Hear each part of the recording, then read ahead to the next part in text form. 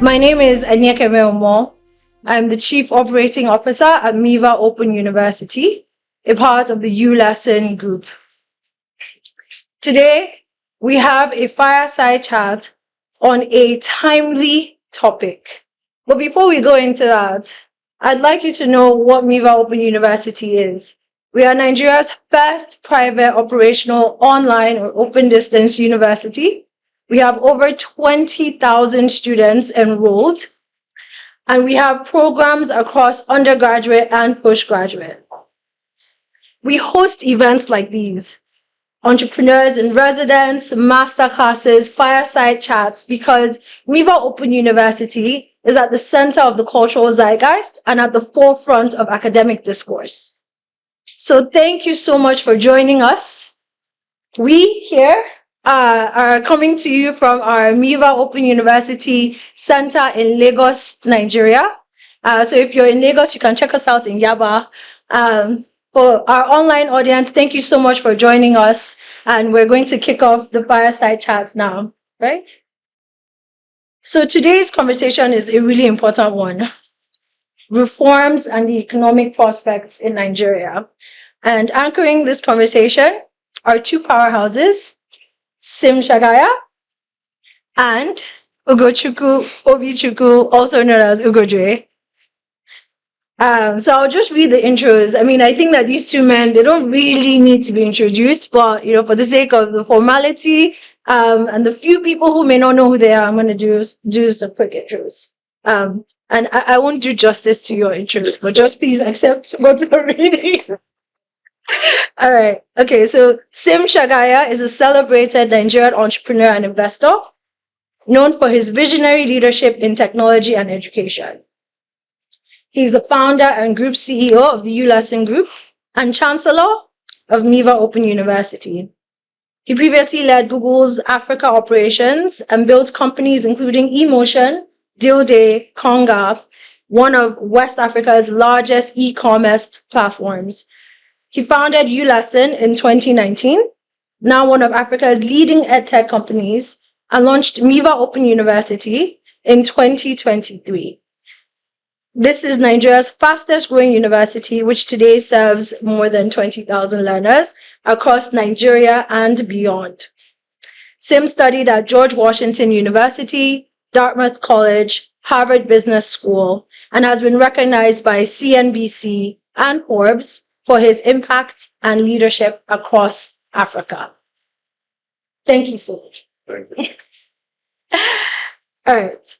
Ugodre is the founder and CEO of Nairametrics Financial Associates. Nairametrics Financial Advocates. Advocates, yeah. Thank you. A leading authority in Nigeria's financial and economic sectors. A chartered accountant with extensive experience, Ugodre has spearheaded significant business transformations and strategic reorganizations, enhancing operational efficiency and profitability. His experience in covering the capital markets, the economy, and geopolitics makes him one of the leading resource persons for delivering macroeconomic insights. His leadership at Nairametrics has transformed the platform into a globally recognized source for economic analysis and financial literacy.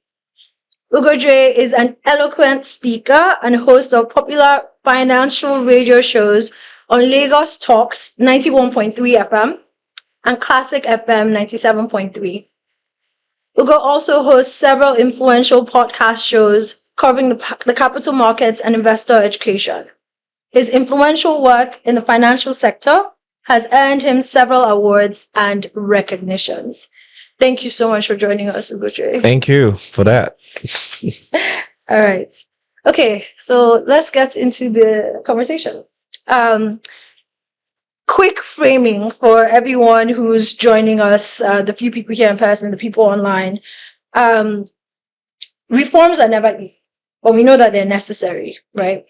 So today, as we unpack what's changing, why it matters, what the next decade might look like as a result of the reforms that we're seeing today, let's start with some framing around what are the most important reforms that are currently shaping Nigeria's economy. So, Ugo, if you want to start.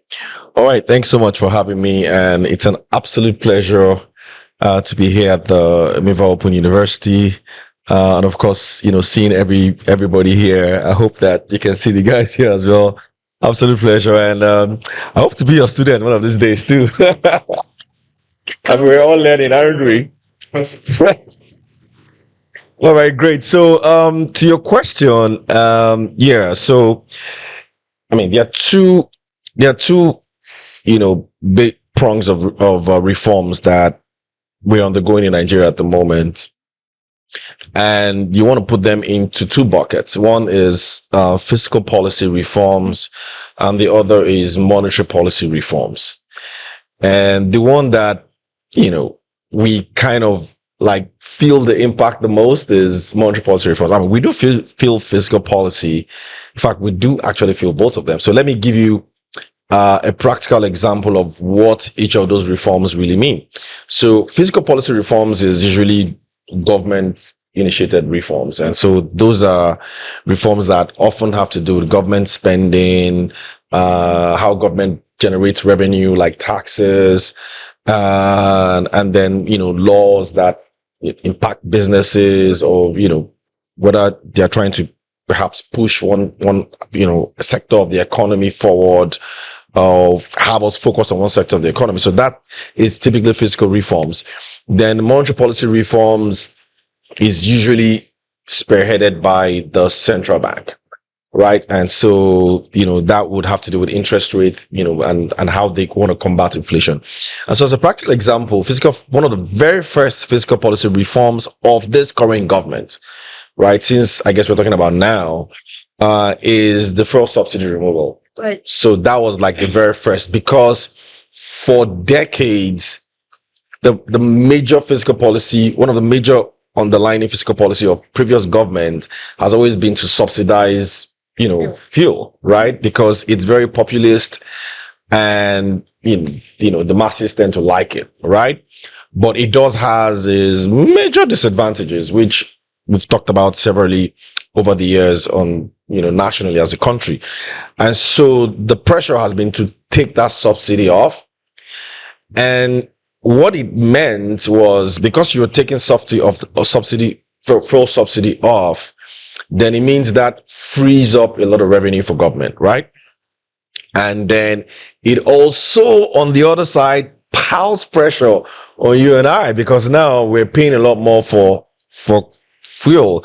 And so that is why immediately that policy was unleashed, the pain was that we saw fuel price go from, I think, 140 or so to like over 1,000 at some point, right? So that is how fiscal policy can impact everyone, right? Then, but on the other side too, you also see that state governments have a lot of money now. A lot of people don't seem to talk about that a lot, because what we call FAC allocation, which is how governments share money, like the federal government and states share money.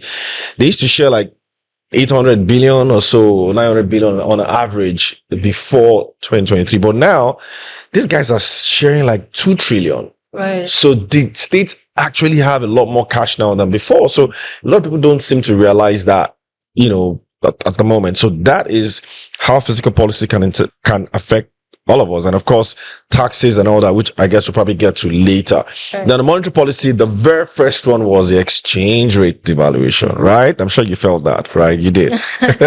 Everybody did feel that one, because we also the naira versus the dollar go from 750 in the black market to at some point 1.8. Yes. So that is also because of monetary policy reform. So the central bank decided they were not going to support, because over the years, just like fuel subsidy, Nigeria has had the policy of having a fixed exchange rate, which the government tries to control, which is another form of subsidy in itself. And so they said, you know what, we're not doing that anymore. We're just going to let the currency at least free, right? And so when they took that decision, it was a nosedive, and that is an example of the impact of monetary policy. Of course, there are several other aspects to it, but I think these are just the basic ones for the sake of the audience. Right.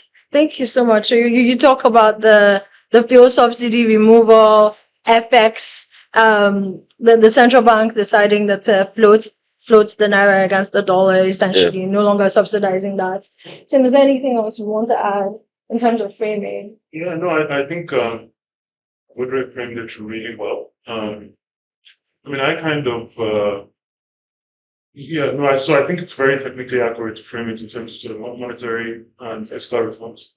I look at it through the lenses, maybe as more of a layman, of how much pain those reforms cost and how necessary they were, which are two sides of the same coin. Right. So the way I kind of think about it is kind of like tier 1 and tier 2 reforms. And the tier 1 reforms are the things he spoke about just now. So the fuel subsidy removal, and the elimination of this sort of parallel exchange rates. Yes. And both of those cause a lot of pain. But then there's a second tier, I think, that is causing, I think, not as much pain, but I'm actually quite excited by them. So those would be things like everything and anything around trying to bring the power sector on an even keel. So there are all kinds of constipations and blockages in the value chain, the gas producers being owed all kinds of money, subsidies on electricity tariffs that have been lifted. And I guess a part of that would be the decentralization of power generation, transmission, and the entire value chain to the states. So that's a really big one that I'm really excited about because I think one of the biggest breaks on this economy is power and energy. And then, of course, there's insurance reforms that are coming through and the tax reforms we're just talking about. So there's this whole, I mean, it's really been like a dizzying pace of of reforms over the past 2 years. A lot of these, I mean, I don't know if it's too early to put an editorial voice on it, but I think a lot of them were necessary. You could, and I'm sure we'll get into this, you could debate whether adequate mitigation was put in place and the sequencing of it and the tactics of it and whether the final details were tweaked appropriately. My sort of, bird's eye view was like a lot of these were necessary.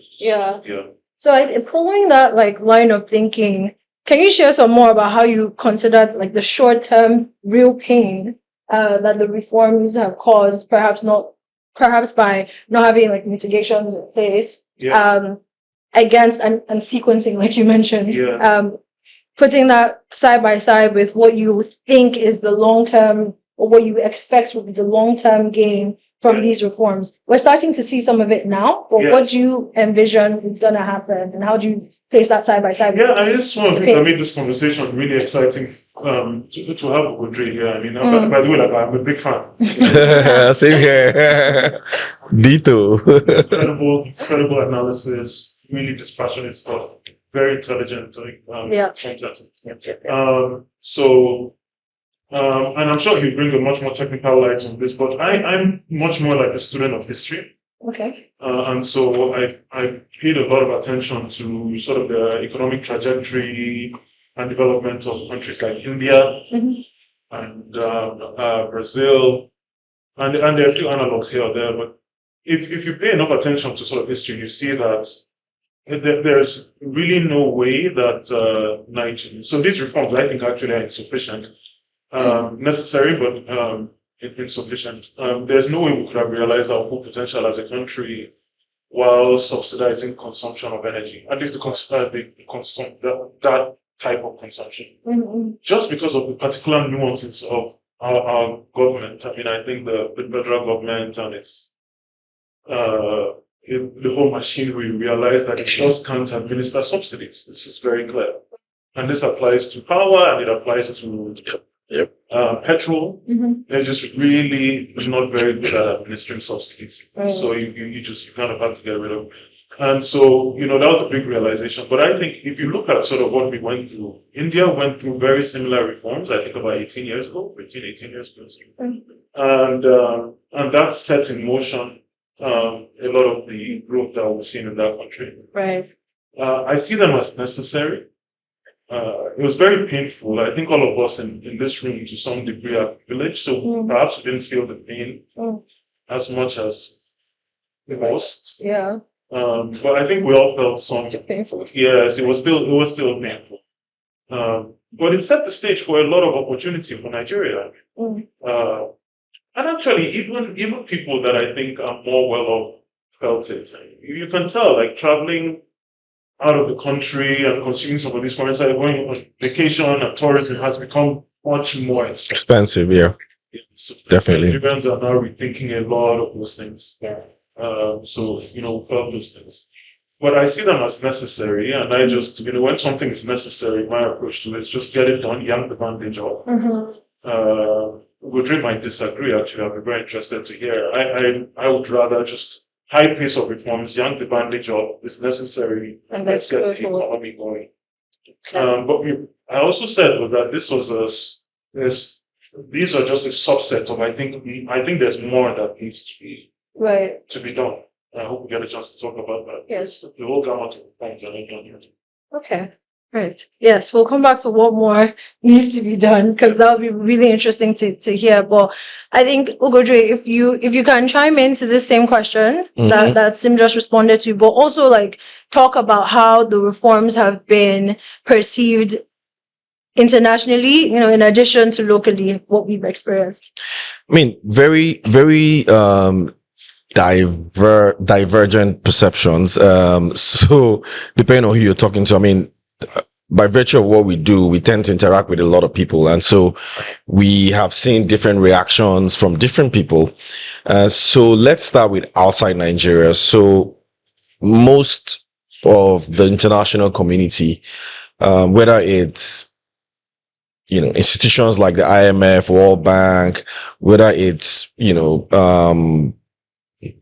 rating agencies, people who are like looking at Nigeria outside in, the feedback is, wow, the pace of your reforms is incredible, right? So you're able to push through all these things within 2 years, which is tough, man. Even me, I'm like, I don't know how this country, how we survive these. Like, how could you survive subsidy removal, electricity reforms, which means because they also took out a partial removal of subsidy for electricity as well. So that sort of went up. Exchange rate devaluation also happened all in one, like within like 2 years. And it was a lot. Yes. And then, after reforms, most of the income comes like later. Yes. Right. So the salary increases happened, a lot more. Minimum wage was just maybe early this year or late last year or something like that. So that happened much later. So outside, they're actually quite shocked with the level of reforms that we had and the pace. And in fact, what would surprise you to note is they're like, with all these reforms, maybe you guys should have been a lot more palliatives. We like to use that word here. I mean, a lot more, softening and all that, like, giving the poor a lot of, because the bad thing with reforms, or the downside of reforms, is that when reforms is really, really hard hitting, like we've done, it can actually affect growth, right? Because at the end of the day, you don't have an economy when you don't have people that can spend in that economy, or people that can participate in that economy, whether because they need to buy things or purchase items or spend. Economic activity is sort of like that. And so if you push that sort of hard reforms and people can't spend, or people are even pushed a lot more into poverty, then that can even worsen things. And so that was their own concern. Now, locally, it now depends on, like, if you're looking at maybe the 1% of the 1%, so-called 1% people like Sim, they tend to so they understand reforms, right? Yeah. Most of us do understand these reforms and why they're important. But if you're talking to the guy on the street, man, whether it's the keke guy or even the pensioner and all that, it's tough for them. And that's because here's one secret a lot of people don't often know. When an economy is going through economic transformation, like reforms, new money is being made. New billionaires are minted. New millionaires are minted. Billionaires often even get richer. It's just the way capitalism works. Because you're essentially disrupting the fundamental fabric of your economy. And so when that disruption happens, money just starts to reallocate, and then people in vantage positions take very good advantage, right? And then, so new wealth is being created. That's what tends to happen. So because of that construct, people who are already like exposed, you don't even need to be very rich, you just need to be exposed to, these economic agents, they can be richer. Yeah, take advantage, and then their life just changes. There's some people that you see today. I've spoken to people who are like, more as bad as things were, man. This has been like the best 3 years of my life. I've heard that. Yeah, I've seen. Like, if you speak to exporters today, there's hardly any exporter that I've spoken to that haven't told me that, man, this naira should just be 2,000, I beg, like 2,500, right? Because when they export, they earn more in naira. Right. Do you understand? So there are people that it worked really hard for, but for people that are really poor, it isn't, because it's a lot more difficult. So these ones are struggling to even find food to eat. Yeah. Before you even to even find investments to make. Yeah. Okay, so that's really where the divide is. But for people who are in an advantageous position, it's been great. I mean, let me give you another example. The stock market has done so well in the last year and a half. It's incredible. Like, some people will say, well, adjust it for dollar, it's not that good. Who cares? It has done well relatively in naira terms. Investments have been so good. In the last 2 years, we've not seen risk-free money, like interest rate for treasury bills, for FGM bonds, for like risk-free government rates at 25%. Imagine that you just give somebody 10 million naira to maybe put in treasury bills or some of this risk-free rate, and you're getting 2.5 million without breaking a sweat. As in, no issues. You know how much it will take you to make 25% if you're doing real business? So anybody with a float, exactly, makes even more. So that's what tends to happen when you're doing these sort of reforms. Yeah. So that's why I tell most guys earlier, I was like, rather than complain, you better find where you make your own money. You know what I mean? So that's what happens. But it's been painful for a lot of people, and let's not discard that. And it will remain like that for some people for quite some time. That is why the government also, which I guess we'll talk about at some point, we need to now start to go from reform mindset. Like I said, 2 years ago was reform. This year was meant to be stability. Right, in terms of these reforms, which I think we've largely seen, because you've seen inflation has sort of is trending downwards. Yes. You would agree prices are still high, which is sticky, but they are not increasing as much as they were 2 years ago. Like 2 years ago, if you enter here and you ask for this bottle of water and they tell you it's 10 naira, by the time you go out and come back, it's 15 naira. I just price them now. You do the market woman will tell you, oh, guy, don't change. Buy it now as you see them. But it's not like that again. Right. So which means you can see that there's a lot more stability. So next year, we all want growth, because growth is the only time that people that are down the ladder will feel it, will feel these reforms. If there's no growth, they won't feel it too. Right. Yeah. And this is growth of the economy, because yes. Okay. So growth means businesses are now producing more. So because a lot of the businesses today, a lot of the successes you've seen with businesses today is because they've been able to adjust price upwards. Right. So if you speak to any manufacturer or whatever, we've seen their revenues go up, but it's because they increase prices. Right. Which is part of what I was always saying again about capitalism and what it does when you're doing reforms. Because once everybody's increasing the price, you increase your price now. You have to be stupid not to increase your price. So everybody's increasing prices. So, but it's enough now. So you now need to see volume growth. And when you're seeing volume growth, then it means that people are now consuming. And when people are consuming, businesses can now employ more. And when businesses employ more, then wages can go up. Then consumption increases, and it keeps grinding on each other, and then people start to feel it.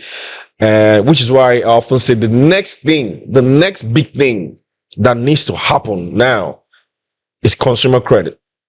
Ah, It's inevitable. Like yeah. there are a lot of fintechs, banks that are positioning already because consumer credit has to be the next thing to kick in. Right. Think about it.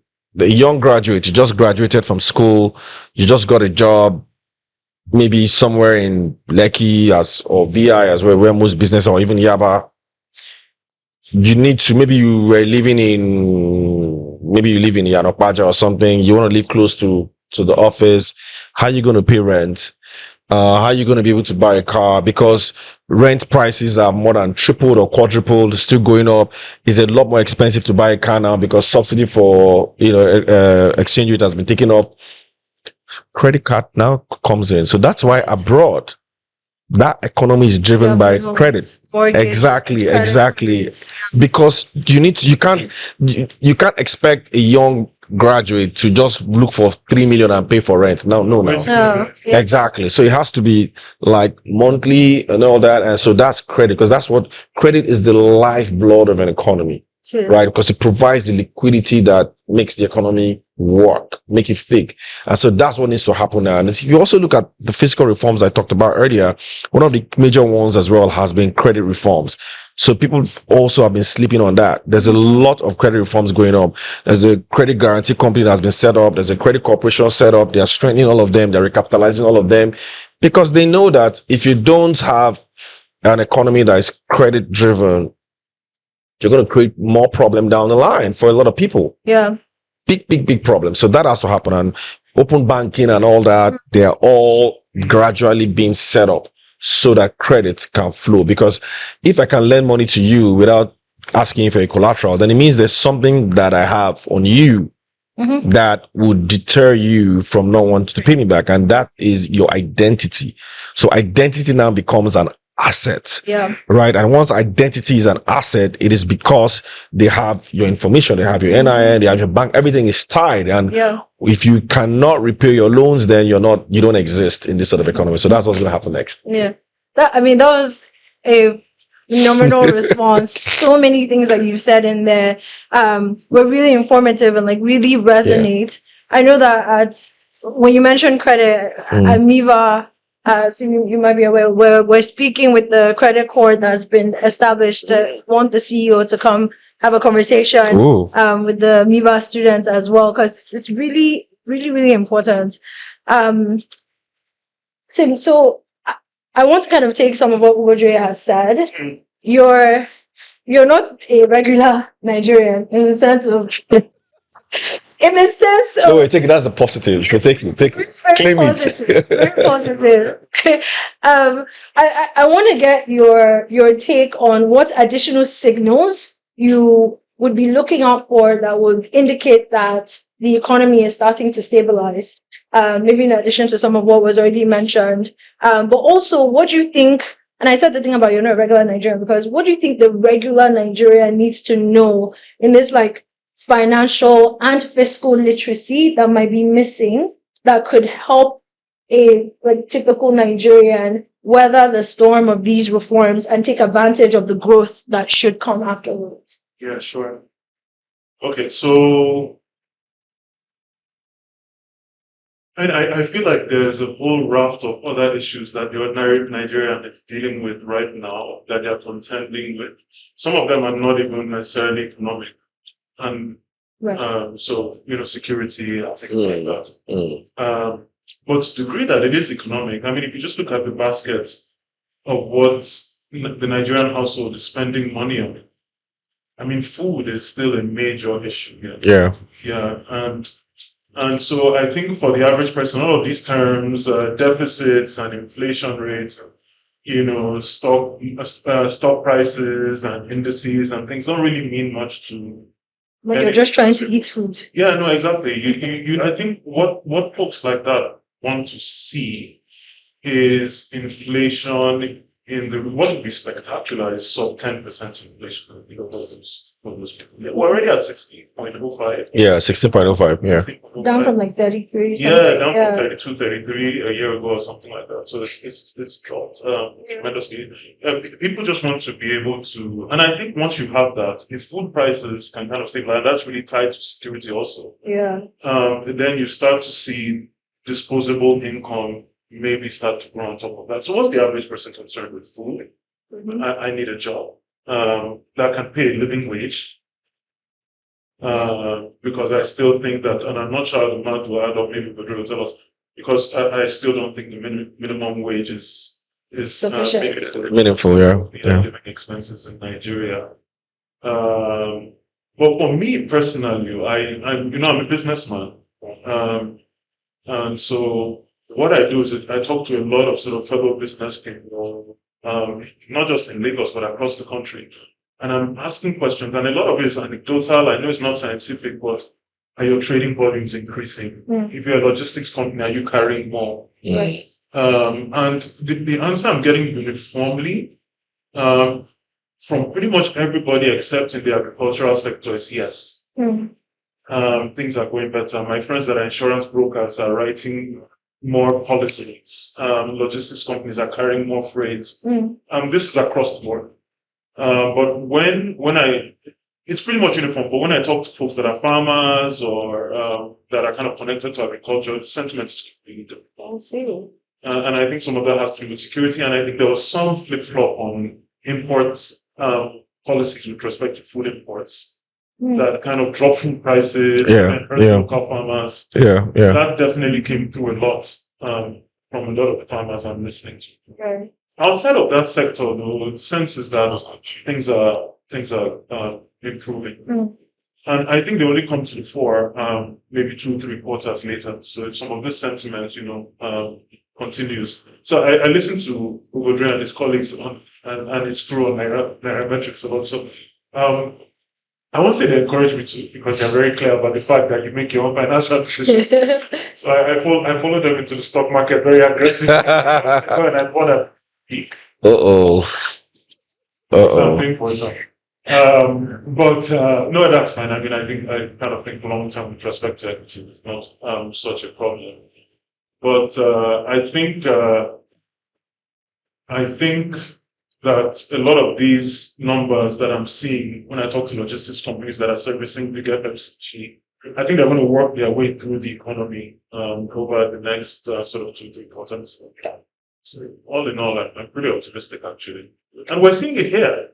Yeah. I mean, we run Miva University together. It's not just pent up demand. If you look at just the growth that we've seen, I feel like education is a proxy for hope and aspiration.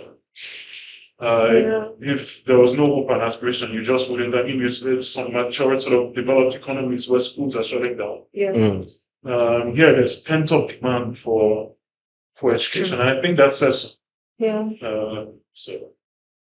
Right. Yeah. I mean, I'm glad that you even mentioned you're kind of leaning in the direction that I want you guys to go. Where do you think there's the intersection between economic reform and education reform? And where do you think that education becomes a signal or a multiplier for economic reform? Yeah, I mean, so I'll answer that question a bit differently. I was talking to an individual who's very well respected. Pretty much everybody here knows the person. He's done a lot of, a former governor of Lagos. Okay. Fashola specifically, let me just call his name. And his thesis, a lot of some of these things. So if you look at education, for example, there's very little actually that the federal government can. A lot of that power, especially as it pertains to basic education, is in the hands of the states. Yeah. Yes. So, and so, the quality of education to a large degree is just strictly a function of the quality of leadership. If leadership is not good, it really doesn't matter what sort of macroeconomic framework or where you fall on the spectrum of, how you run your political economy. If your leadership is bad, your leadership is bad. This is Fashola's, that's Governor Fashola's thesis. And you have to agree, actually. Ugodre just mentioned there are states. There's no state in Nigeria now that's not getting at least double what they were getting, Yeah. 3 years ago, in fact, in Yeah. federal allocation. The question is, what are those points being put towards? And so this same question in terms of just quality of leadership, then all these things are interconnected. There's macroeconomic reforms, there's also political governance reforms, which we can talk about. Right. The most notable one right now, which I think is just so self-evident, is in terms of just get it done, is state police. I don't see why we're debating this. Mm. But the fear of people who push back against state police, for example, is that this will be abused by the executive governments. Mm. But they're just like power, just like multiple exchange rates resolving that, just like subsidy, whether it's electricity or petrol. I don't see how you take the brakes off of the Nigerian economy without resolving security. Mm-hmm. And I don't see how you do that without decentralized police. Mm. So again, that's a debate. I'm not clear how you deal with that. I would love to get your perspective on this. Straight political governance. Yeah, sometimes I do. Yeah, you kind of have to. Right. Yeah, of course. Mhm. Yeah, they're one and the same. How does the Yeah. farmer in Plateau State produce Without security. without security? Yeah. Yep. Yeah. If you're worried about just going 30 kilometers outside of Jos or Makurdi, talk less of 100 kilometers out, then how do you produce? Mhm. Yeah. What are you producing? So there's still a number of reforms that are left that I think impact the economy. They're not directly economic. Mm. And they also speak to this just quality leadership Yeah. that we're just missing. Again, it doesn't matter whether you're an advocate for decentralized power or restructuring, whatever that means, or whether it's a centralized federation or decentralized confederacy, or we're more on the left or the right or socialist or capitalist. This is one thing that we haven't quite Figured out. Yeah, it's just in absolute terms, just the quality of leadership Yeah. remains a problem. Okay. Yeah. You've given us like a picture of, we're talking about like economic reforms, and it is all of these additional reforms around it that need to take place. Yes. So Ugodre, would you like to speak to a similar question, or is it in the same like vein of what else needs to be happening in the margins while economic reforms kind of taking place in the center? I mean, we're just at the second phase of some of these reforms, like I mentioned. So you've seen a lot of laws being passed. You've seen the Security and Exchange Commission Act signed. You've seen NIRA, that's the Insurance Act, signed. You've seen even the Constitution amended for electricity, to decentralize electricity to states. You've seen a number of regulations as well. You've seen the tax reform bill that is kicking in next year. So there are a lot of things that has happened on the fiscal side that you will start to see it go into action next year.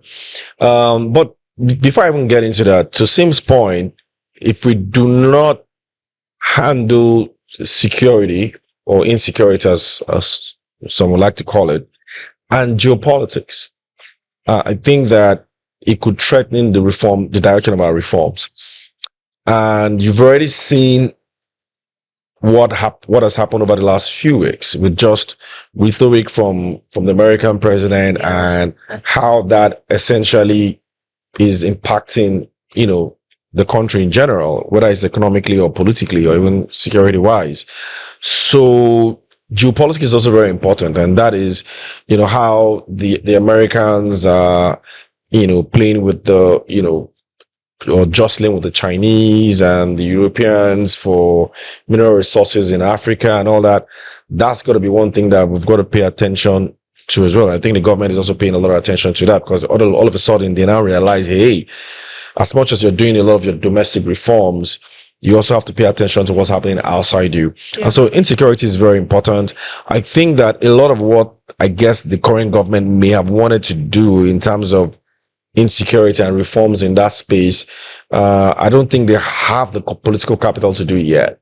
I see. And that's why I think maybe that's not happening, because I think if you go by some of the utterances of this current president years ago when he was governor, even when he was in the opposition, he's always been someone that has like decentralized things, maybe like devolution of powers to the states and all of that. So you would think that naturally, state policing and all that would be one of those things that he might want to push. And I suspect that might happen if he does win second term. Might be one of those things that he might want to do. State policing is for a country that is multi-cultural and have a lot of ethnic groups. Yeah, it does make some sense, and there are risks. Yeah, in terms of state governors turning it into their own private machinery. Yeah. But there are also ways of there's no way you don't have risk, and there are ways of mitigating those things. So, for example, in some countries, policing is community based. Really, like maybe just that we use the US a lot. I don't like using the US as an example, but that's mostly what we do have. But if you look at them, for example, it is basically communities that elect who their sheriffs will be, so everybody knows who the policeman is in the community and it's not like it's a state governor that will come and impose who the sheriff will be. But some argue that that would have been what local government and would have been, but today is the state governor that imposes. But you know what? It's all part of nation building, and we just need the fundamentals to be there. So that handles security. But other than that, I think education plays a key role in all of this, which is, I guess, going back to your original question. I've always said one of the areas in the sectors in the economy where you need to start to see growth, start to expand faster, because I was even checking growth numbers GDP wise, is education, and it's not going as fast as I expect, because I think that with the sort of youth population we have and the sort of demand for our skill set, right? See, when I talk about geopolitical, it's not just about mineral resources alone. It's also about human resources. The West, they are aging. Yes. Southeast Asia, they've got an aging population. And low breath. Europe as well, they're aging as well. And then they also have a population that probably doesn't have the sort of, drive and tenacity that we have here. We have a lot of young people here. And I believe that they're going to be the drivers of labor globally. Right. Particularly Africa, sub-Saharan Africa, and some parts of Asia, like India. We have a lot of young people. Average age in Nigeria is like 17, 18, right? For young people. So these guys are going to need to be educated for them to not just serve Nigeria as an economy, but the world as well. And so education does play a major role in all these reform activities that we're doing. And I've always thought maybe what we probably need to change is the entire curriculum or how we view education in Nigeria. Maybe that also needs to sort of start to change ground up and all the way, because things are changing a lot. And that's, I kind of like what you guys are doing online university, because people have to be able to now, learn remotely and all of that, and still work and learn and all that stuff. So things are changing rapidly, and the tools of learning itself needs to be learned and unlearned and all that. So it's very, very important that aspect, education plays that role. Healthcare is also another area that I think is waiting for massive reforms and for it to grow as well. And of course, you have all the mineral and all that, but I kind of feel, if you look at the service sector as in general, education, healthcare, very important to how all the other sectors are interconnected and how they grow. And so that's very key. Now to the final part of your question, what the government needs to do, I think, ask any regular Nigerian. People want access to credit. I think I mentioned that already. People want better infrastructure. Okay. Road networks need to be built better. People need access to transportation. Somebody who is living in people should be able to live in Ibadan and come to Lagos for work. It's just a 2-hour drive. So with a train, it should be 1 hour. It should happen. So you need to have more red lines, blue lines, green lines across. People need to see that. Those are the benefits of reforms that people need to see, right? Because if they don't see those things happening, then there's no benefit of reforms. People need housing, and that is why I actually like this hope agenda of the government, and then some of the initiatives like MREEF, right? Not sounding like I'm pro government like that, but I'm just saying those are some good policies that. So if you see those things, it's not by magic; they need to happen, Right. because if they don't happen, then these reforms make no sense. Interesting what you're saying. So Yes. mitigating factors, it's not just putting money in people's accounts. No. They need to see the infrastructure. Yes, that money needs to move. So that's why, Sim, you're going to be seeing, it's going to be a lot more difficult in the coming years to see idle assets, idle money. It's going to be a lot more difficult, because if you have an asset that is not producing, it's going to get taxed. And then when it gets taxed, nothing pains a rich man more than when you're taxing him for money that is not working, money that is just idle. So they want that money to move. And even globally as well, a lot of countries are also clamping down on idle assets. Yeah. In the UK now, in some parts of EU, gone are the days where you can just go and buy a home and hide money there. They will tax the heck out of you. Mm-hmm. So because they also realize that a lot of the money that's coming from Russia and some parts of Africa and Asia, a lot of that money pouring into Europe is also increasing asset prices in Europe. And so they're also considering taxes. I do hear that a lot of that money now is going to Dubai and all of that. But even they, at some point, it's just pure economics. Yeah, They will need to also increase. Yeah. So that is happening. And so people will need to start to invest in those things. So I guess the point then is that we need to start to create structures for these things to happen. So, okay, if the private sector wants to get into transportation, what structure? If the private sector wants to get into massive infrastructure development, like massive roads, rail, bridges, tolls, what infrastructure, enabling infrastructure is there for them to ride? Because some of them will tell you, well, there are no assets, right? So that is also taking shape. There's a lot of reforms in the pension industry. A lot of people also are not aware of.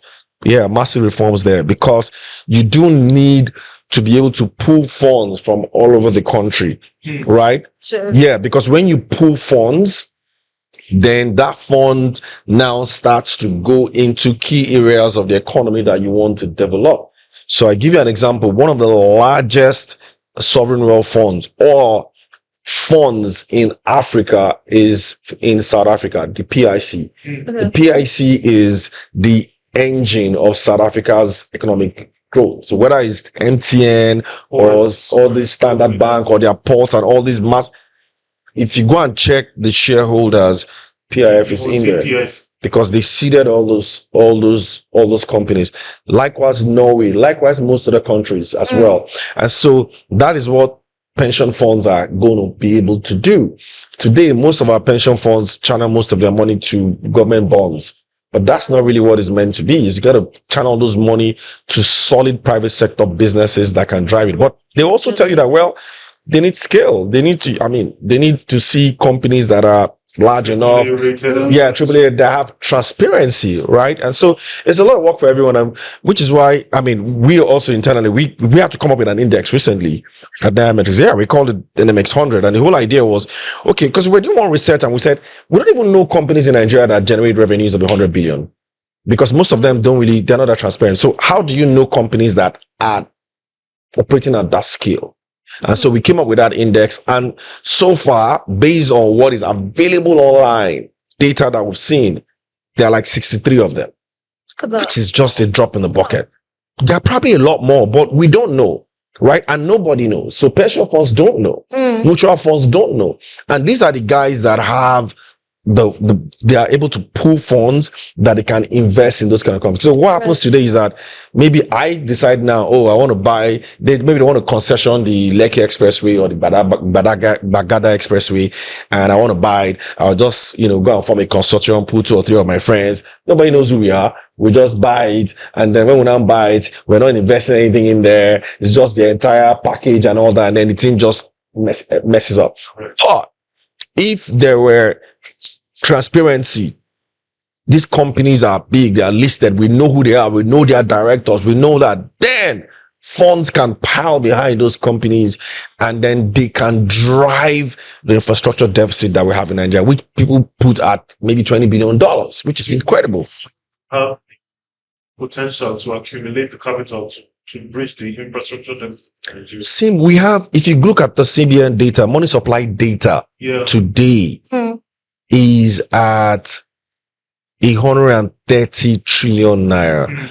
That is money supply in Nigeria. So there's a lot of money that even the CBN is trying to mop. Right. So private capital does exist. We do need foreign money as well to come in to help, So, That's but one of those amazing things about Nigeria. yeah, it does exist. So there's we do need FDI, which is not coming in at all. We need it, but private capital does exist to sort of jumpstart that investment that you need, Right. which is another of the reforms that we've seen, which is the monetary policy reform I've seen. I said earlier, one of the reasons why you've seen them tell banks to increase their share capital is also because there's a lot of money out there that is loose. And the way capitalism works, capitalism thrives when you're able to take money from the people that are not productive and move it to the people that are productive. Yep. That's how they sort of engineer these things.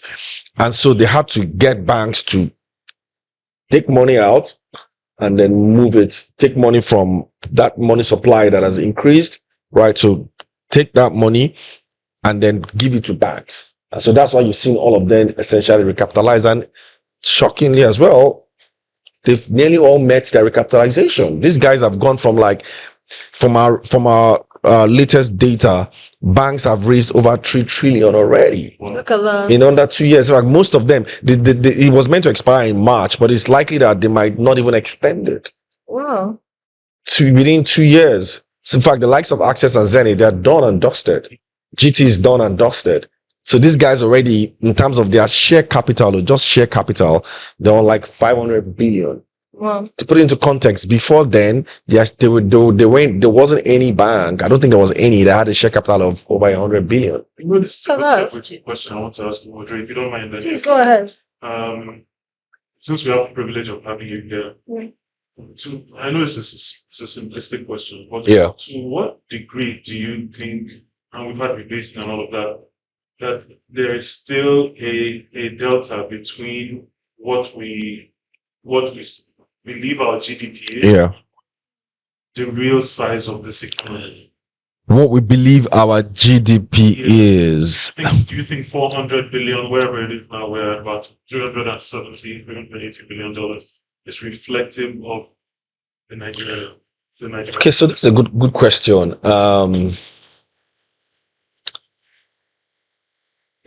Yes. Yes.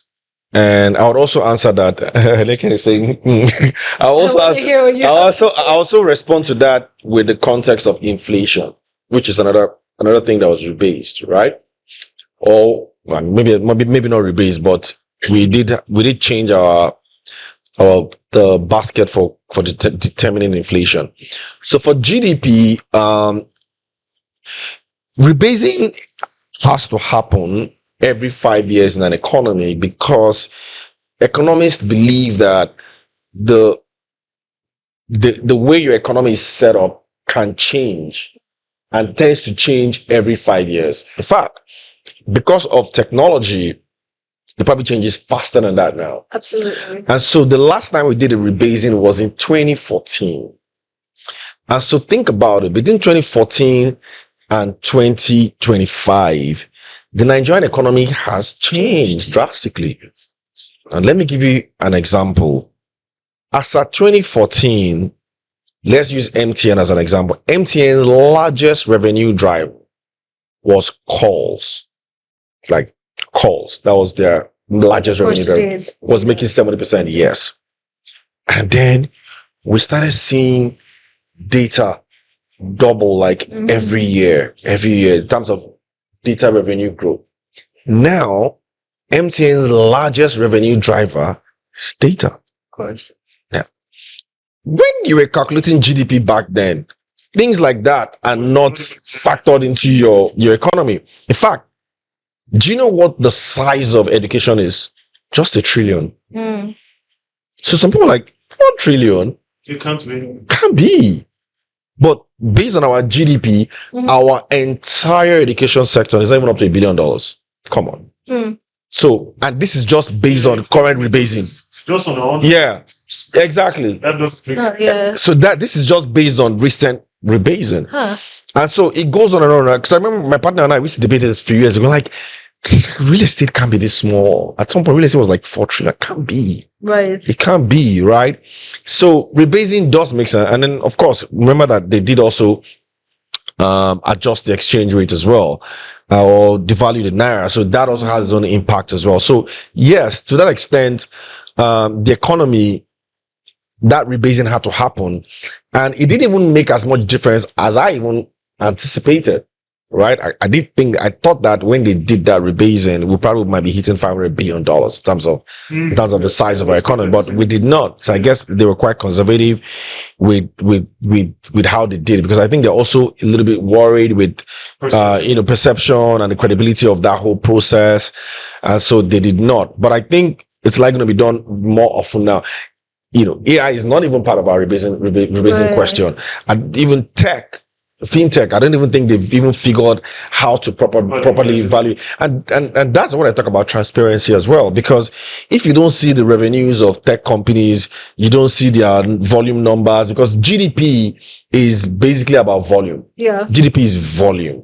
So they want to see the volume of your economy now compared to before. So if you don't have numbers of these companies, and it's difficult to really know what the size of your economy really is. So they sort of like just extrapolate here and there, Right. and then just sort of figure it out. But how do you get those numbers? Particularly if a large chunk of these companies are private companies and they're not listed or transferred. And that's a huge they're not problem. required to disclose. They're not. Yeah, They're not. And that's a big problem. But you know what? I mean, it's not the company's fault. It's up to the government to create an incentive for these companies to want to maybe list or be transparent, right? But we do need, that in our economy, because we do need to know the size of some of these companies. Just, if it wasn't for a few years ago, nobody used to know NNPC revenues. But now, NNPC, their recent numbers, when we had them on our NMX, as at 2024-23, they were on 26 or so trillion in terms of revenue. Right. But their recent numbers, they just released 2 weeks ago, 45 trillion. Look at that. Which is over $30 billion. So we do have a $30 billion revenue coming, and people even think maybe it's even understated. I don't know. Yes. Right. So that is just an example. And there are a lot of businesses that are like that. I mean, we have a lot of unicorns in Nigeria, and unicorns typically maybe your 10x revenue or 15x revenue and all of that. So if you even do a ballpark analysis, you will see that, they're exactly. So you know that there are a lot of companies that are probably within that bracket. So government does need to, because if you don't have that information, it's often difficult to really know the size of your economy. Yeah. Now, another aspect of rebasing was now inflation, which is why, which was the one that some people were not really sure, because we went from 34% to 26 to 20, from 36% to 26% within a month. So December 2024, we're on 36. Then by January 2025, we're on 26% because of what they did with the basket, which is fine as well. And so what some people do though is, because we're on 16.05%, if you really wanted to be conservative, you can just, add 10% to it. Some guys do and say, okay, maybe that's really where the inflation is and all that. And maybe that's even what the CBN is doing, because the CBN did not cut interest rate the last time, because they are worried that, cutting interest rate too fast might just spoil the refunds that we're having. But to your point, yes, the economy should be larger than it is at the moment. I think there's potential to grow.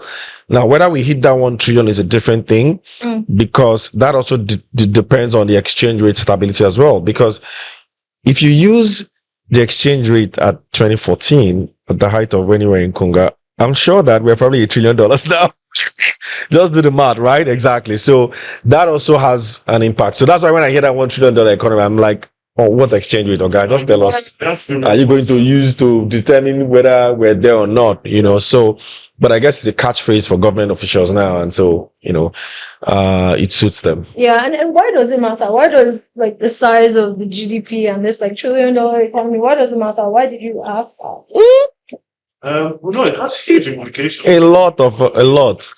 Some markets think of for your geopolitical power, for your FDI. A lot of these things Yeah. are self-fulfilling kind of, Right. feedback loops. Mhm.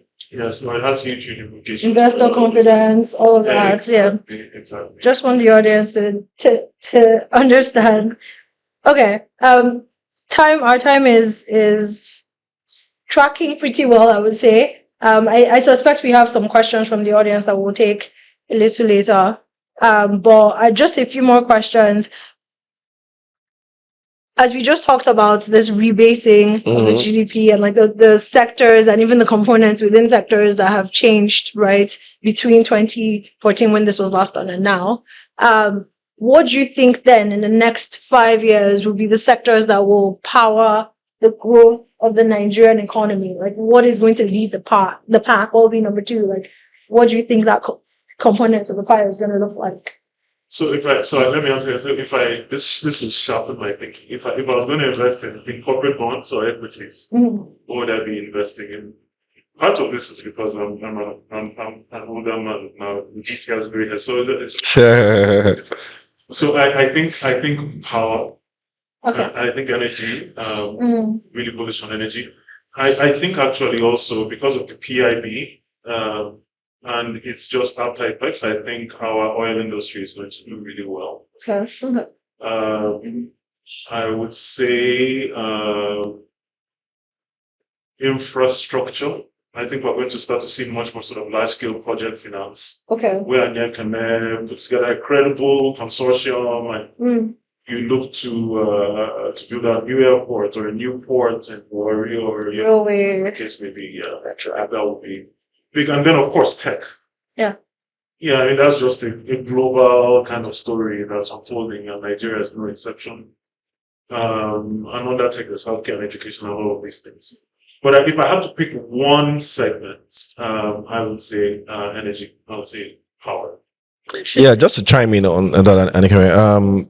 So I was just looking at my data table here, because you touched on one of my favorite conversations, which is how Nigerian economy has grown over the years. So, go back to 2016, trade was the largest subsector in the economy, and it was followed by crop production, and then telecoms, real estate, and then crude petroleum. So those were like the five. And if you come to 2023, it was then crop, trade, telecom. So crop essentially toppled trade, telecom still in there, and then construction from nowhere jumps into the top four, and then food, beverage, and tobacco. Okay, top five now becomes top five economy. Now, last year, 2024, it was crop production still there, trade still there, real estate now comes in as number three, and then telecoms, and then livestock. So it's very interesting to see how the economy is, or how things shape up in an economy. This is Every year, security issues. everything. That's it. Trade, crop, real estate, telecoms, livestock. And so, what sectors do you need to look out for? Construction still there because of the need for infrastructure development. So that is going to be one sector that you will see track. For perspective, construction based on the current GDP rebase, 16 trillion. Flashback to 2016, it was just 3.6 trillion. So you can see in like 10 years, construction has like more than quadrupled. Construction includes housing, infrastructure, roads. Yeah, so it's mostly roads, rails, and all of that. So not housing, Real estate. real estate. Yeah, Okay, not Okay. yeah, housing. yeah, real estate. Yeah. So then you would expect to start to now see.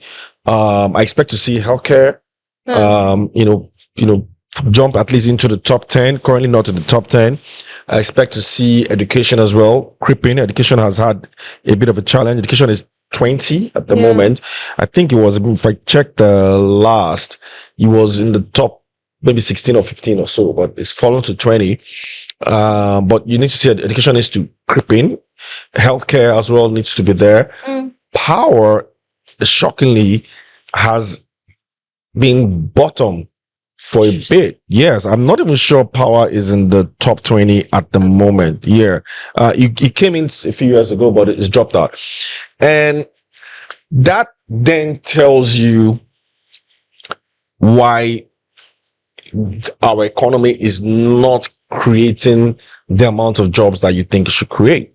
Right. Because the real job creators are not the major drivers of your economy. So again, what did I say at the top? Crop production, which is farming, but farming income is not a lot. It's not. Right? It's not substantial. Yeah. So that's why there's a lot of people who were really against Buhari's agricultural policy, which I thought was fairly okay. Hated it because they thought that they were putting so much energy in a sector of the economy that in terms of productivity or in terms of wages was not significant. ROI. Exactly. Yeah. So crop, then you now have trade, okay, which we all know has been Nigeria's bread and butter for a bit. You now have real estate, you now have telecom, so services, and they don't need to employ a lot of people for them to, to grow. So when you now have, manufacturing and all that, in fact, if you split the economy into three, the economy is usually like three major subsectors: services, agric, and industrials. So industrials is the least, about 20% or so of the economy. Services is about nearly half the economy. Right. And so that's why you're not getting this sort of impact that you should be having, because if industrials or manufacturing was a huge part of the economy, then all your textile industries will be working, all your, people who fabricate and produce things will be working. A lot of all this equipment we all have here will be made in Nigeria and all of that, manufacturing. Yeah. So that is where, again, the government, if they are really serious about this so-called $1 trillion economy, that's where a lot of the work needs to happen. Right. And I think it's I want to tie back to what you said earlier, something that you mentioned that I think we're all aware of with Nigeria's youth population. We're adding about 5 million potential workers to the workforce every year. Well, thesis that I had, at least at the beginning of the year, and I still kind of am holding on to, is what has driven some other countries' economies, India, the Philippines, with being able to outsource some of their youth population to services, like business process outsourcing services. And that's then becoming a significant part of that country's GDP and the way that that country has actually risen from poverty into a more prosperous nation. What do you think about that with respect to Nigeria, especially now looking at the list of you make a very great point, Anikeme, because I agree that, in fact, some of us have always said that Nigeria is so strategically located in the equator, I think that's the word, right? That there's no reason why we shouldn't be the outsourced country for the world, right? We shouldn't be competing with India. And that brings me back to what I said earlier about education. So that's why, if I was in government, this is education. The educational sector is one sector that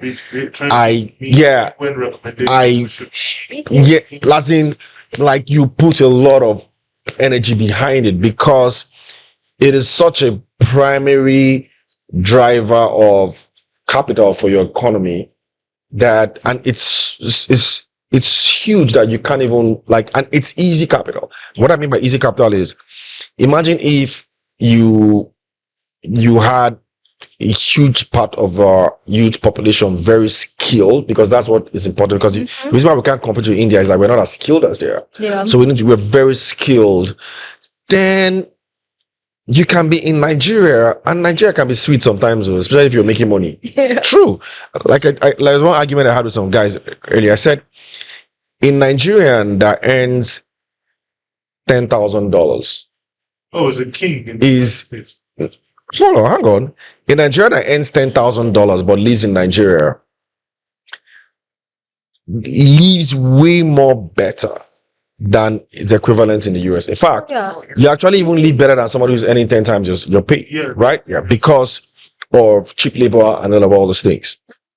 And so use in Southeast Asia where Europeans and North Americans will actually Move move there. Yeah, for to local Thailand or move Exactly. to Vietnam or Yep. Costa Rica. Or, And they just walk out of those places, right? So if we had that kind of skill, then a lot of people can be in Nigeria, working in Nigeria, earning abroad, impacting your economy, right? Because I mean, that money gets no spent reason. here, and then you now don't need to killing yourself trying to get FDIs or the wrong kind of FDIs or the wrong kind of FPIs, which is foreign portfolio investments, into your country at such exorbitant rates. Because today, one of the reasons why we even have this stable exchange rate is because we have FPIs, foreign portfolio investments, and they are all buying all our fixed income securities at very high interest rates, which is quite expensive to sustain.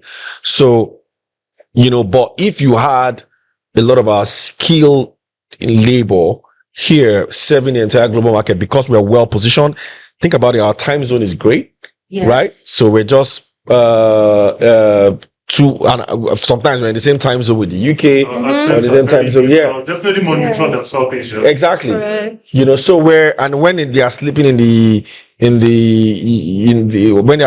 are maybe up in the or midway in Southeast Asia, we are up already in Nigeria, and then we are waiting for the US to come. When they are coming up, we're still up at about 2 p.m. Yeah. Do you understand? So we can serve, Yep. and the weather is not bad here, such that we can even walk into the night. So it's not like you're worried about. So there's a lot of advantages that we have, and then of course we speak English here, and our English is not. I mean, with due respect to the Indians, I think it's kind of better than. Yeah, than the accent Indians, right? is More, definitely- accent wise and all that. You can probably hear us better.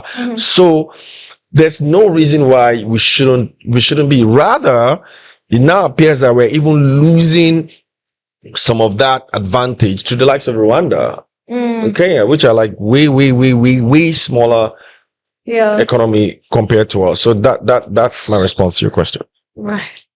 Thank you. Thanks, Ugodre. Thanks, Tim. I think we're going to get some questions from so we'll take some questions here, and then we'll take some questions from our online audience.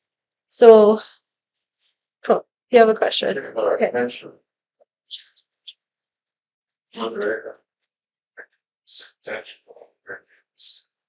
Discussion. We discussed about investment policies and pension policies and how it has impacted Nigerians, especially the citizens, because the purchasing power has actually gone down. Yeah. Employment is coming up. Yeah. And also, government is having so much thought. And my question is, what area should the government, especially state governments, what area should they have invested for into a big impact that will support the best intervention, which is a post stage? I also want to thank you for bringing to the fore that education is actually the driver of economic. My question is clear. Yes, very clear and very good question, Prof. Because I think it's important that these things are properly channeled to the right people. There is one mistake I think state governments often make, and maybe is knowingly or unknowingly, and that is to always think that the best way to show that you're working is by building roads and bridges and all of this. They're fine. Don't get me wrong. Everybody wants roads to their villages and all that. But the question I often ask is, what's really the point spending 3 billion or 4 billion on a 10-kilometer road,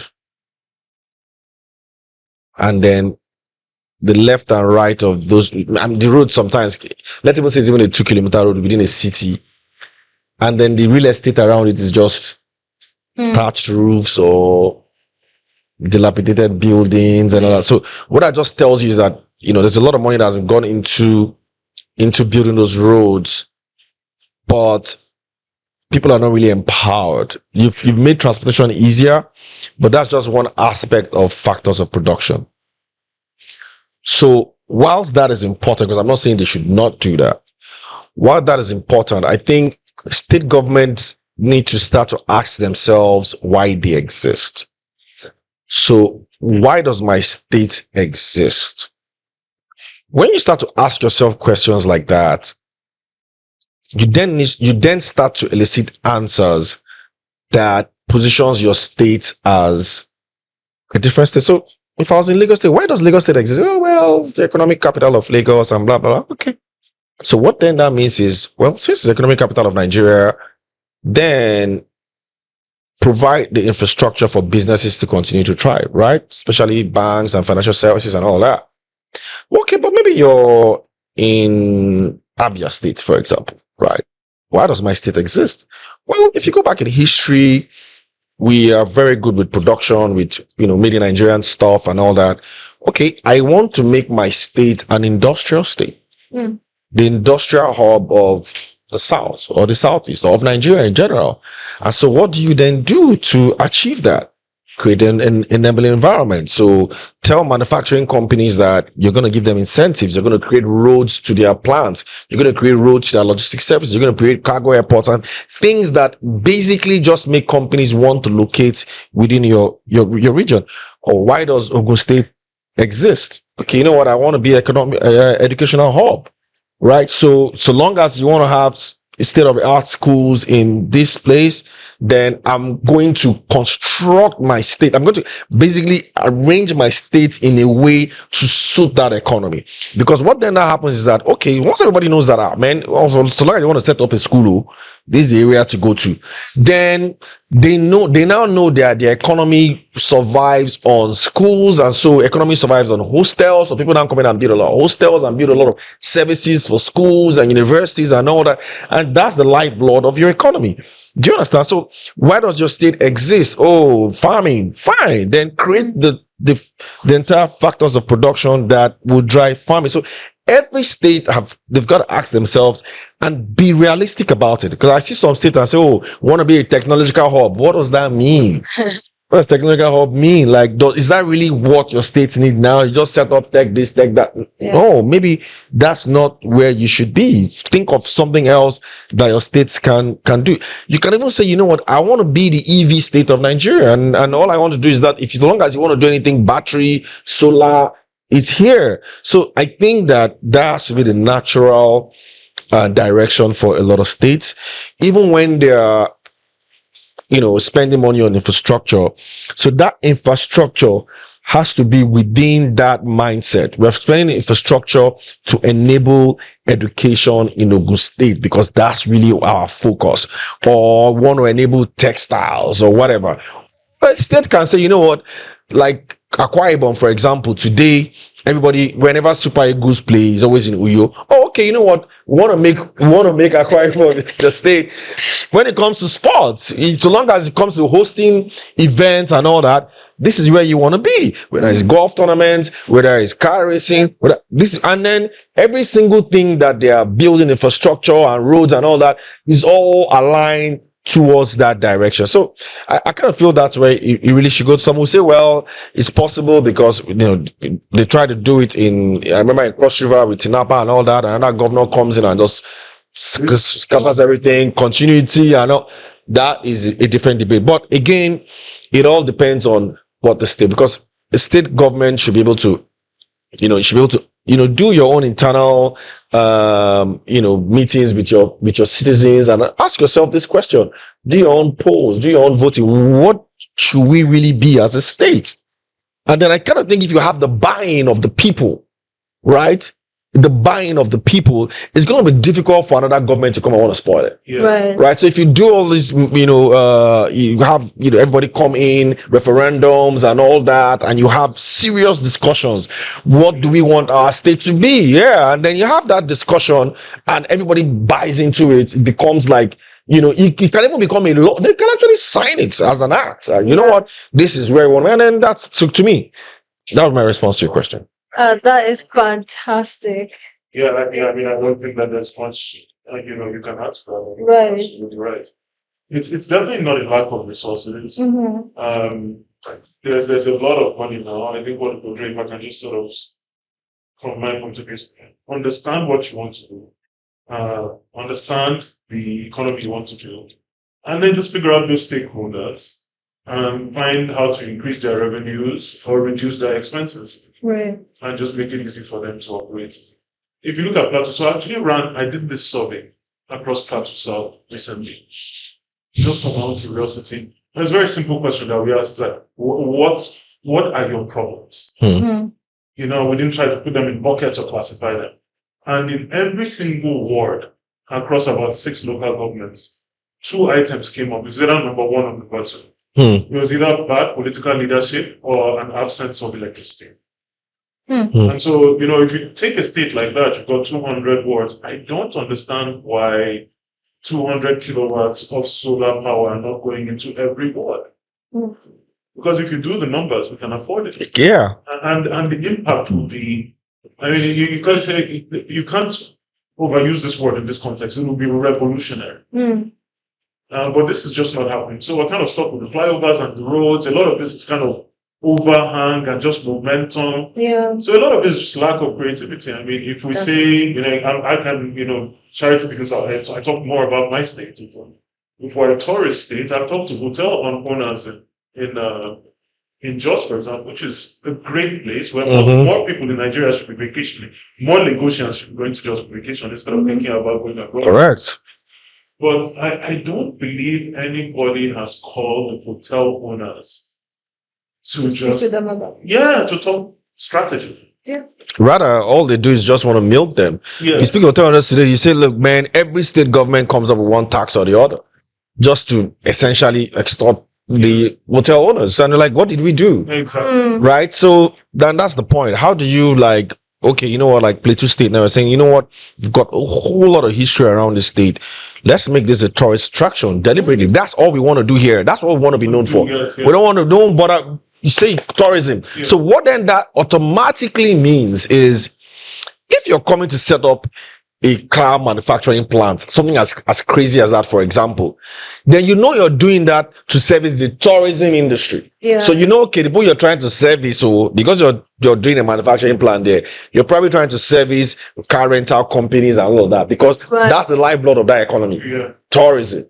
Do you understand? Yeah. So that's my point. I mean, I think your response to our VC Prof's question was just fantastic, and Sim, your input to it, just because you can see this happen, and I don't want to always use other examples, but in the States, even in China, there's states within those countries that are known for specific things. Exactly. So when you're talking about strategy, creativity, focus, I feel like it really is what's lacking in the way that states are planning and using the funds that they now have even more at their disposal. Yeah, I think we just need to see more leadership, creativity, engaging with stakeholders, more responsibility. Even in this post-electricity reform Nigeria, I believe there's over a dozen states that have not taken control of their own electricity value chains till today. Yeah, they haven't passed state-level laws, which just doesn't make any sense to me. So I think there's some of that going on. And like Ugodre was saying, I mean, then you get into continuity. When you look at Lagos and Akwa Ibom, your state, these are 2 states that I think most people will agree have sort of outperformed the rest of Nigeria. And the common thing across those 2 states is this continuity. In fact, Lagos is really impressive because I believe every governor since President Tinubu was governor served in the cabinet. Yeah, at some point. Yeah. And so you have this, and the similar thing happened in Akwa Ibom. So it's interesting, but I think it's vision, it's lack of continuity, it's just political competition drowning out everything, and hopefully some of that will start to change going forward. Right. Okay. I've received questions from our online audience, so I'm just going to take a couple of them while being cognizant of time. I'm going to read them as written. So, Favor Linus asked, what sector of the economy does Nigeria need to diversify to improve the economy? But I would say power till he reeled out his data. Yeah, no, I mean, I think diversification is happening already. I would answer that question a bit differently. I think we need uh, enabling infrastructure. You know, one project I would love to see this administration undertake, or at least start it because they likely will finish it. Not because it's not as a singular project, but just because of what it would mean to Nigeria and our national spirit and pride and just the sheer scale of it is that Mandela Power project. I mean, it just remains a dream in the spirit of Nigeria that I feel like we need to realize that project. Yeah. So, and again, Mandela is just symbolic, but, you know, I think power as a whole feeds a lot of things. Yeah, just chime in as well. I mean, Nigeria, we have over 40 or so subsectors, so the economy is pretty much diverse. There probably should even be more sectors created from there. I mean, for example, creative and arts is just some tiny sector in the entire subsector of Nigeria, and we all know how arts and entertainment have grown over the years. So, but just to also ride on Sim's point, rather than what sectors do we need to sort of, you know, focus on, there are sectors already. I really don't like government in business like that. I think maybe the person's point is, where do we need government to sort of focus on in terms of supporting growth in the sector here? And I think I mentioned education as one. I mentioned healthcare as one, because if at the end of the day it's human beings that will do all this work, right? And then power is, I guess, the next one. And we've just gotten it so wrong, so bad over the years. I mean, I've been involved in it at one of the highest level at some point in my career as well. So I know the challenges of power in Nigeria, and the challenges of power, it's also the challenges of Nigeria as a nation. And let me explain. If there's one thing that we really can't do, is centralized utilities. I don't know why it's such a big problem here. And let me give you an example. We don't have centralized water in Nigeria. So I tend to call it the borehole mentality. So the borehole mentality is that everybody sinks a borehole, right? And that's how it works. Yeah. Because we don't have centralized power. We don't centralized water. We don't have centralized sewage. We don't have centralized power. It can't work. So that's why centralized power, it's going to be difficult to work, because there's just the way Nigeria is just sort of set up, right? So it's set up to make doing things centrally work. That's why federal universities and all, they suffer, because when it comes to doing centralized things, it requires moving parts, everything to work together. And we're not at that efficient level government wise. Do you know what I mean? So that is why even for private sector to try, most of the successful private sectors in Nigeria have been successful because they have found a way to not depend on government and even other parts of the economy to function. Dangote Refinery is functioning today because, apart from the fight, so in fact, the fight's this same problem I'm talking about, centralization, because he needs to rely on the government to give him crude. But he's even been able to succeed largely because he owns his own land, he provides his own power, provides his own logistics. Remember, he even provides his own trucks. Yeah. You see that? So the likes of MTN were able to survive.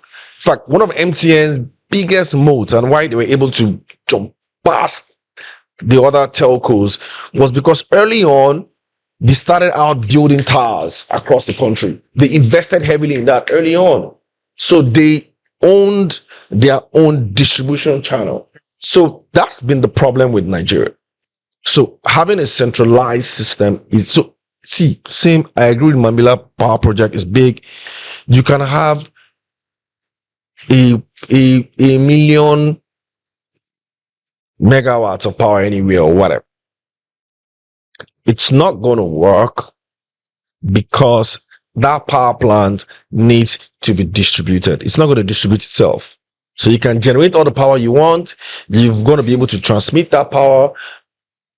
or across huge transmission lines, and then you've got to be able to distribute it. So what it then means is that as I'm investing heavily in generating power, I have to be sure that the guy on the downstream is also investing in being able to receive that power and distribute it. It's almost as if you decide now you want to set up a Tesla plant here in Nigeria. It's not going to work. It's not that you can't set up Tesla plant here, but to set up Tesla plant in Nigeria, you do need electricity because you need to get charged, right? So that's how it works. You can't set up a university if you don't have students, right? You can build an edifice of a school, but if you don't have students who are learning, then it doesn't work, and you don't have how you actually get them to learn. So that's where distribution comes. So that's the problem of centralization in Nigeria, and it's a big issue. So for me, they need to get that power right, but to get it right, they need to really get their mind off this centralization thing. I had the commissioner of power in Lagos on one of my podcasts, and I told him clearly, I said it's not going to work. And interesting was both of us had a debate some years ago about this, when he was all on about, reforms. Proposing that. So they also want this centralized, but even though, to be fair to him, he did also at some point admit that, what, he does agree that we do need to have some decentralized power at some point. And his point was that there's got to be a time when Yaba, for example, should not be affected by what's happening in Ikeja. Right. Yeah. Yapa should just have its own central everything. Now, the problem with that is it's expensive because scale reduces price. But you know what? We're not there yet. Let's just understand that. I always tell people Nigeria has 24. We're functioning on diesel generators. That's what I'm saying now. Nigeria has 24/7 power. People just say we have. Just go and buy your generator or turn it on forever. Just the point is the light will not blink. But the reason why people say we don't have is because it's expensive, isn't it? But if you put your gen here now and just make sure that there's always diesel, it will not blink. It will be looking at you because power doesn't have anywhere to go. To just be looking at you. So the problem is expensive. So that's why I talk about decentralization. So that has to be the mindset, and which also speaks to Prof. VC's question about what state governments should do. So they need to start to think about these things because Nigeria just has its own idiosyncrasy. There's nothing you can do about it. It's just how we, Nigeria is not like any other country. So understand that. I hope it's not my point I'm saying that make you go. Because I under her cough to say that's not my problem. Well, but they have gas and they're doing this fine. We still have ways to go. Anthony has asked a couple questions, so I'm just gonna lump them all together to ask. He asked, as a customer, how can I restore my credit? Something about paying his loans, but yet most fintechs and banks refuse to give him credit. That's one part of his question. Good question. Another part is, it's still about restoring his credit. And he thinks other people will benefit from your answers to that question. And then the third one is, what ways do you think that the youth can rise above the poverty line to begin to benefit from most of these policies, either through business, work, education? In fact, let me start from that second question, because that second question is very important. The first was what again? Was credit, right? No. Yes. The second one is very important, and I always tell some of my mentees that information is power. It's currency. The biggest problem with a lot of youth today is they are consuming the wrong information too much. There's nothing wrong in watching all those funny skits. We all love them. All those music, we like them. The stress is too much or you want to laugh. But you have to also look for information. Like, you have to deliberately look for information that supports your condition in life today. So you see, well, how can you see a young person of 25, 26 year old and you ask that person, have you heard of Emirates before? Say, wait me that. Have you heard of NHF? Waiting me that. Have you heard what? Yeah. You gotta know, because those policies are created for you. So you're 25, 26 with some of these MREIFs or whatever, you can actually get a loan at 9%, and you don't even need to live in the house you own. Yeah. You can go and just buy one 2-bedroom house in Yanokpaja or somewhere in Ogun State or wherever, and then at 27, 28, you're already a landlord, and then the rent in that you're getting from there is augmenting the rent you're paying here. Yeah. And then within 5 years, the appreciation you get there becomes equity to buy a bigger house. Like, that's what I think they really have to be doing, because in this sort of economy, information really, really matters. You see, even going abroad, and you can have, and I'm sure we all have them. You have 3 friends who went abroad about the same time. Why do you think one person is successful and the other person is not? It's information. It depends on how you essentially are brought into that economy. So that's why abroad now, in fact, there's a friend of mine who we're thinking of starting some kind of mentorship. And I'm like, mentorship for people that just jackpot? What's that? They said, oh, they did. That's what they told me. They did. That's because people have figured that the cost of not understanding an economy early on is so huge. Yeah. It is. Right? For example, there's some people, you come into an economy, you sell all your house in Nigeria and you travel abroad, and then maybe you go and maybe start rent, or you go and buy a house in some neighborhood that you don't need and all that, not knowing that maybe what you need to first of all do is maybe buy a house that has a flat, and then you here, and then the rent is on, like different tricks around it. So it's similar here as well. So they have to be very, very exposed and consume a lot of information. You're even in an information age now, not like in our own time where there wasn't a lot of information. But now there is so much. There are YouTubers everywhere that are also producing very good educational content. That's cool, like yours. So to me, that's the way. There's nothing else. It's not, because when they say cut soap for me, that's the cutting soap. That person cutting soap for the whole idea of cutting soap is not information. Is it now? Tell me. That's what it means. So that's what I'm telling you. So the information is out there. You got to find it. Now, to credit, now is not the time to. The message the central bank has been telling us the last 2 years is that now is not the time to borrow. Yeah. So credit is not what they're encouraging at the moment, at the large scale. So banks will not lend to you right now because there's just no incentive to lend to you. Right. So it's a monetary policy by design.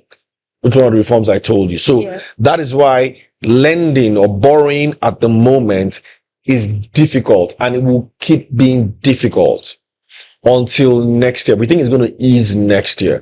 So for the guy that's asking questions about why am I not getting credit, just wait till next year. In fact, any credit you get now is expensive. You're going to be paying like 6% per month. If you're lucky to get an annual interest, you're paying at 36%. Come on now. How much is equity returns itself, which they say is more expensive than debt. So it's not a good time, and that's why that person will not be able to get a line of credit. Will not be able to get a line of credit. So just next year will be a lot better because we expect interest rates to come down, and then once interest rates starts to come down and then CBN relaxes some of its monetary policy tools, then credit will flow. I'm thinking that in another 3 years we might see credit at the level it was in Obasanjo region. Let me explain. Do you remember there was a time during Obasanjo that I'm sure we all remember when if you wanted to buy a plasma, I think it was plasma that was reading a plasma TV or KRE or one of those things. I use TV because it's even the most basic of consumption things. If you go to one of those, is it Fuani or one of those places, you can give them a four postdated check, 4 checks or 6 checks, and they will give you those things. Yeah, it was happening. If all you need to do is just walk in a recognized company. The checks was, so for them, your check was as honorable as the pill. So imagine now that we have technology and they know your NIN, BVN, and they can do direct debits on you and blah, blah, blah, blah. So that's the explosion I was telling you about that's going to happen next with credit. And so for that chap, just maybe this time next year, you might want to try. So for now, maybe go and look for friends and family to give you money. Anything to check Yeah, in no, I mean, I think he's absolutely right. So, I'm involved in education. I've become so aware of this thing. It's like the content you consume, whether it's on social media or YouTube, on TV, it's a form of education. It's like you're literally installing software in Yeah. your mind. So you have to be very careful about what you consume and how much time you spend consuming that. Over the past few months, I've been telling a lot of my friends that are younger that you need to be very deliberate. Social media it's a perfect. It's incredibly well designed to sync your time Yes. and your productivity. Yeah. And it's useful. Like Ugodre was saying, you're stressed, you want to laugh at a little video, but you have to also be able to see something and say, I'm not going to click on that. Right. So there's the information part, and then you also have to be very deliberate to watch nairametrics and watch it's useful. And I like that cheap plug. it's very valuable content. Yeah. Yeah. But I think also, and maybe this is also just sort of connected to a sign of the times. I wouldn't necessarily advise that young person to invest in one sector or the other. I would tell him two things. Maybe it's a bit cliche. The first is, never discount the power of starting small. Yeah. Because a lot of the people that you see that are doing well, however you define doing well, whether it's ultra wealthy or comfortable, in their middle age, it's just compounding. It's not that they're necessarily smarter than you. They just compounded over 20, 30 years. So that by the time they get into their 60s, the wealth is just, it's exploding. Yeah. Literally, it's just compounding. And that compounds up of a very small base. And tied to that also is just, deferring your consumption today, which is something, again, it's a sign of the times. I know everybody wants to consume everything today. Now, yeah. And that's a massive problem for young people today. The young people that can master this notion of compounding and deferring enjoyment for tomorrow and using their time well and kind of using social media in a very deliberate way, I think will run circles around everybody else over the next 10 to 20 years. Okay. All right. Thank you both. We'll take just one more question from the online audience. Anonymous asked, what could be done for more transparency to be seen in government reform, bring about direct impact on the average Nigerian, and translate to money and developmental impact that is visible? Yeah, that's a good question. And I think, if there's one thing you can criticize this government for is their communication. I think rather than focus on communicate constructively, they tend to communicate combatively. So they're typically combative in their communication. It's as if they're just fighting you. Like, dude, just communicate. You don't have to react to everything. We understand that in this social media world is who abuses more that tends to win, right? But I think being able to properly communicate, government policies is very important, especially the ones that are super beneficial. They do communicate in some cases, but maybe not well enough. And then, some might say, well, that also comes with a lot of trust deficits. Yeah. Because when they do try to communicate, people also maybe don't believe, but they need to communicate, and not just audio communication, like we say sometimes. It's communicating with a lot of data. Nigerian government, successive governments, even the current one, they're very poor at using data to communicate results, because facts just shut you up. Yeah. Right? Yeah. So, and there's no, PDP or APC or whatever, ADC or whatever, when it comes to facts, right? Because you're communicating facts. So I think that is what needs to happen a lot more.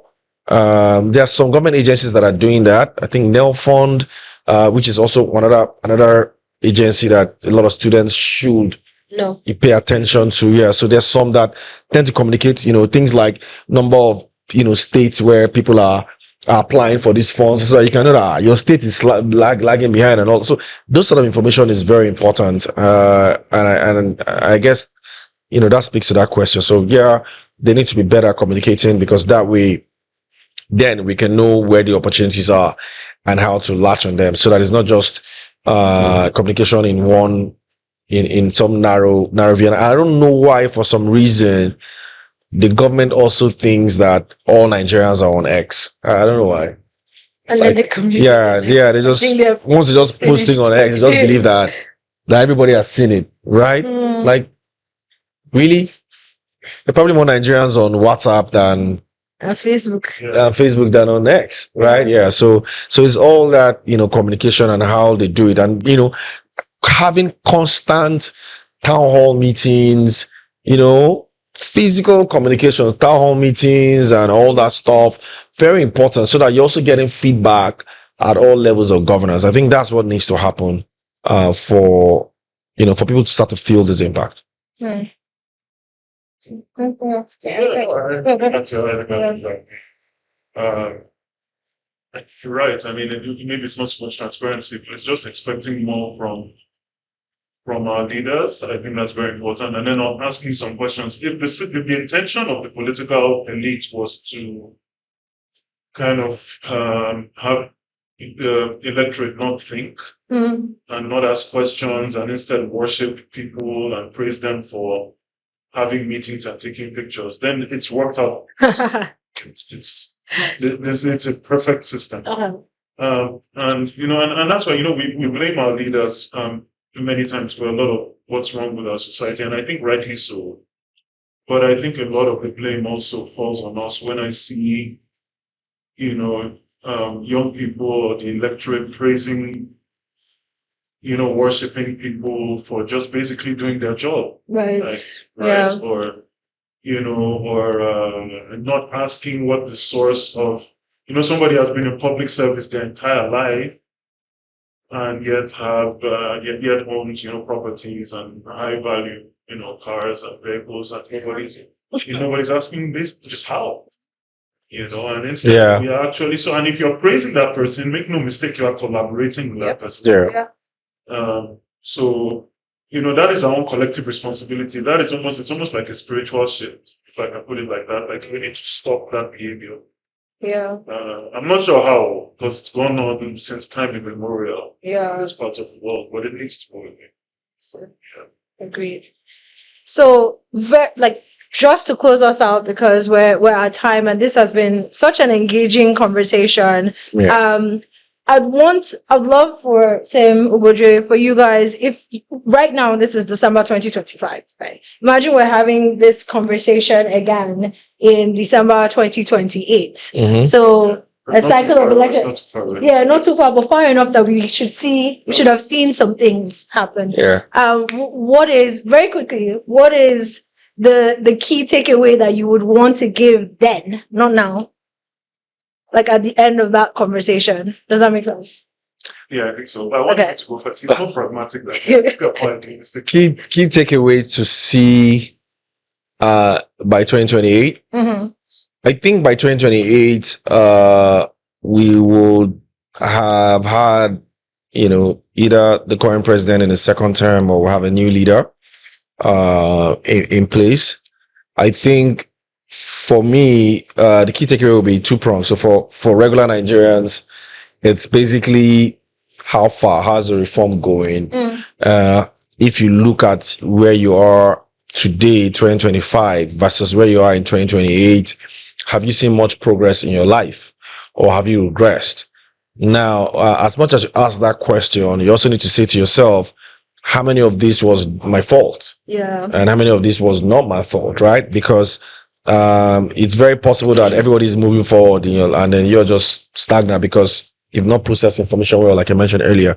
So I think that's one thing that I'll expect a lot of people to look at. And then for government, I think data. How what sort of inflation numbers are we at in 2028? If we're not below 10%, then you got to see that as a failure. in terms of economic growth, if you're not at 6-7% at that time, you got to see it as a failure, because we can't be running 3-4%. It's not strong enough to lift people out of the poverty line. I'm talking about poverty rate has to have dropped. So those benchmarks must be clear. Purchasing power must be improved. To Sim's point as well, people must have a lot more access to electricity, whether it's decentralized or centralized. State government was more accountable. Insecurity should have dropped. So that is what, if we're here in 2028 and we're trying to look back, these are the things that we're looking at. We're saying, okay, these have happened. And then, what we're now looking at is how positioned are we, or where are we when it comes to, technological advancement, which is where that's what most advanced countries are talking about now. Nobody's talking about electricity and stuff. They're talking about, where is AI spending going to, which industry, robotics and all those sort of things. And where are we in that conversation? Those are the things that we will now be discussing. Okay. I don't know. Again, I'll agree with that. Okay. Yeah. All right. Okay. Well, we've talked about a lot today, and I know that our viewers here and online have learned so much from both you, Sim, and Ugodre. I have as well. This has been such an engaging conversation. It's been an honor to moderate this conversation. And you did well. Thank you so much. And to be doing it from Miva Open University's Lagos Center in our beautiful co-working space. So thank you again, everyone who joined us online. And we will see you in the next edition of an academic or cultural discourse that we're having at Miva Open University. Thanks again, Sim. Thank you. Thank you for having me. Thanks. Great. Thanks. Thank you so much for having me. Thanks, everyone. Yes.